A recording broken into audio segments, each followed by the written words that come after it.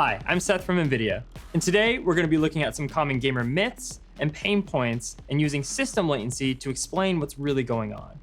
System latency is the time from when your mouse button is clicked to when the resulting pixels appear on screen. We're going to be looking at high latency, medium latency, and low latency systems together with CSGO legend and Valorant streamer Jordan n0thing Gilbert, as well as a high-speed camera to see what's really going on.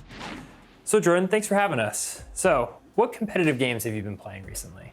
Lately, I've mostly been playing Valorant. Obviously, come from a CSGO background, but the novelty of playing a new game has been fun and a different challenge for me. So what role does precision play in competitive games like Valorant? Precision plays a massive role because, aside from trying to outplay people positionally or strategically, if you can't actually finish off the frag, then all the positions and strategic things you could do don't really matter. Every gamer I've heard that wants to compete at a high level wants precision. Does responsiveness deliver precision? I think to a certain degree, responsiveness equals precision because you want your mouse to feel like an extension of your hand. And if everything that your mouse is doing is responsive, that means everything at the other end of your mouse is going to be mimicked on the screen. And I can immediately tell when it's not doing what I want it to do. So what is hit registration in games? When I put my cursor on an opponent and I click, did it actually register when I shot while the crosshair is on their body, or did somehow they magically evade my bullet? Let's put that to the test. Let's figure out how system latency impacts some of the biggest myths and feelings we get as competitive gamers. In this test, we're going to find out how much system latency impacts hit registration. As I'm testing this, I'm going to be running across garage doors, and n0thing is going to have no idea when I'm crossing. Go for it. Wait, let me turn on the white noise. Using white noise right now because, Seth doesn't want me cheating. Hearing his keyboard clicks. This is the medium latency system, running at about 33 milliseconds of system latency and about 144 hertz. That looked on. Come on. Give me that. All right, should we check the high speed? I'm down. We feel like you just hit your shot. So let's take a look and actually see what happened here. So here at the bottom, that green light will turn off when you actually press your mouse button. Okay, so I'm on him. And then it's off. And my crosshair is on him. My dot is on him. Exactly. So you actually hit him. Blasphemy! Now let's take a look at the high latency system, running at about 58 milliseconds of system latency at 60 hertz.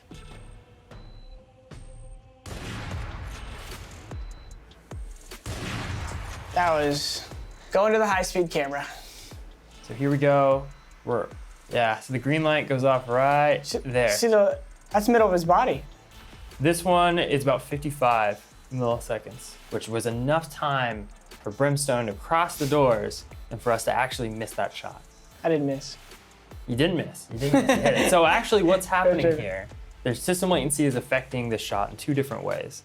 Since the frame rate is lower, our CPU side has longer latency, which means that the mouse is being sampled at a slower rate. Additionally, what we're also seeing here is a delayed view of the game world. So in reality, Brimstone is actually about 55, 60 milliseconds ahead of what we're actually seeing. So those two things are working against us. We're visually getting late information, and due to the frame rate and the higher CPU latency, our shot is going into the game state at a later time. All right, so now you're on 360 hertz, 360 FPS, super low system latency, just can't hear anything. Easy. Ooh. Blinked.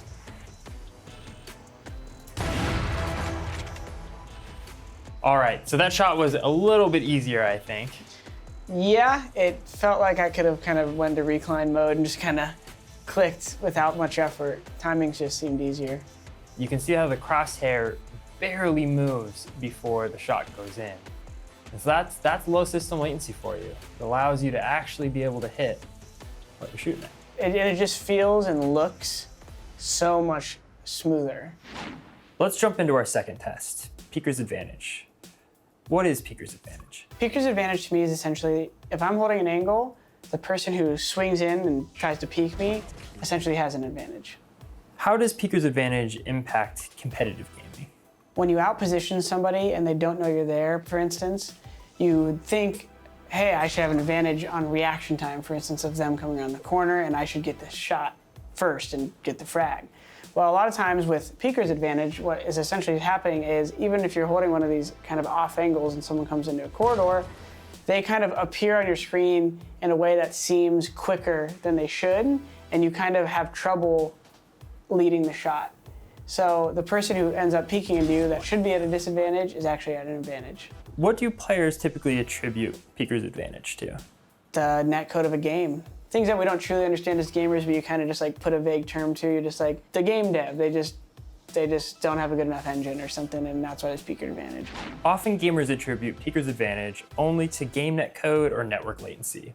However, let's look at the role of system latency in peeker's advantage. In this first test, we're going to be looking at our low latency system peeking into our medium latency system.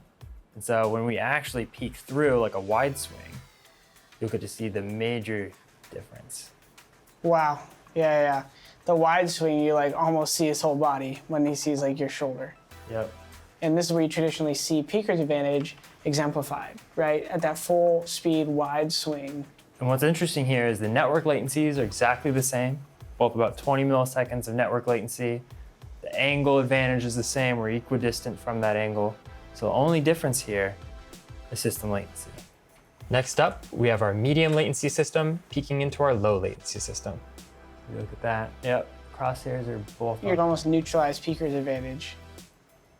Like that's at least even, if not favoring the lower latency system, holding the angle. Right. What's happening in peeker's advantage is that imagine both the systems are getting the location of each other at the same time to the CPU. However, it just takes longer for that information to be rendered on the higher latency system. And so really what you're seeing with your eyes, what the camera is seeing here, is just a later version of the world.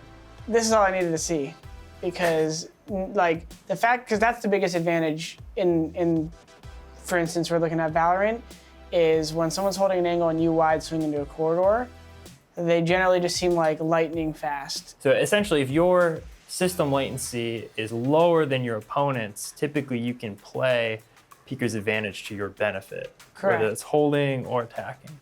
Next, we're gonna have our low latency system peek our high latency system.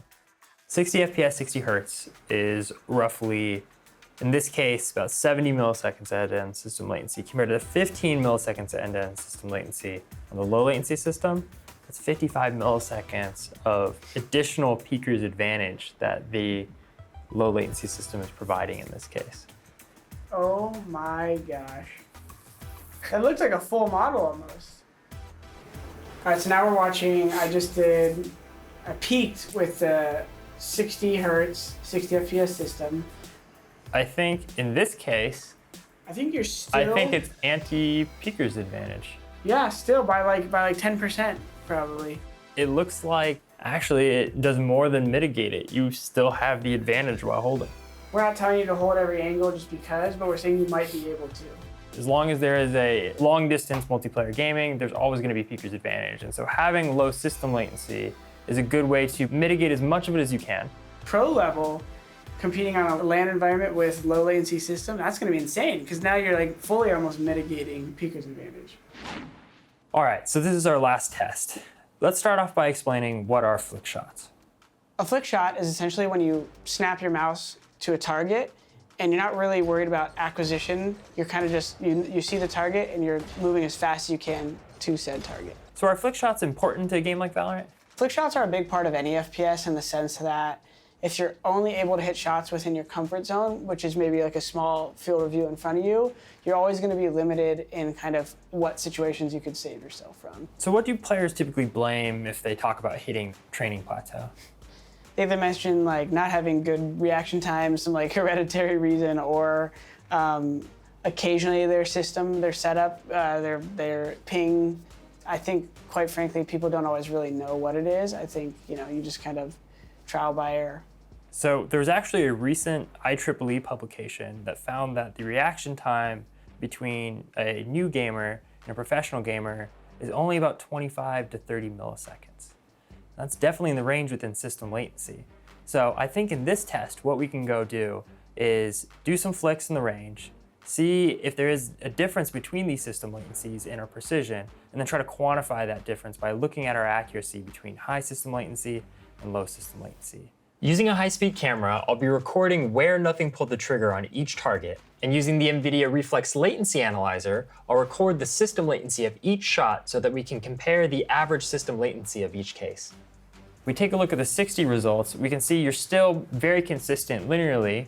However, the spread, and even the closer spread, the misses, they're a little bit more spread out. Outside the shoulders a bit. So at 144, here we are. Still a nice linear spread. You're consistent as a player. Your mouse movement is pretty consistent. At 360, it's pretty grouped around the head. That range is about 6 milliseconds, as to where at 60 FPS in Valorant, the range was closer to 20 milliseconds of variability. Just looking at system latency, it's cool to actually see that metric versus just, hey, 360 hertz, like what does that mean? These are just a couple tests and it's already showing tighter results with the lower latency. What system latency represents to me now is essentially the metric for what I've felt all along. I think I've always known what smooth gameplay feels like. I just never was able to put a number to it or the difference from the previous level of smooth that I experienced. Now that I know what system latency is, I'm going to be able to track and kind of gauge the difference of each system I play on, which is going to be awesome.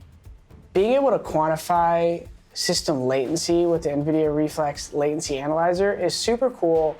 Not only for me to have like confidence in my own setup and to know where it's at and how it's performing, but when I go to a different setup and I want to see how it's performing. When I compare it to my friend's computer who has maybe similar specs and we really want to see, what is this subtle feeling we're looking at here, we can actually put a number to it and gauge that and make sense of it. I think at this point, system latency is something nobody knows about and no one thinks is important. And I think we're at a stage after today where we're going to actually be able to tell the community and tell the scene why it's so important or why it matters. And I think moving forward, system latency is going to be a big part of observing the standards at a tournament, for instance, observing the standards at your own home and raising the tides for everybody.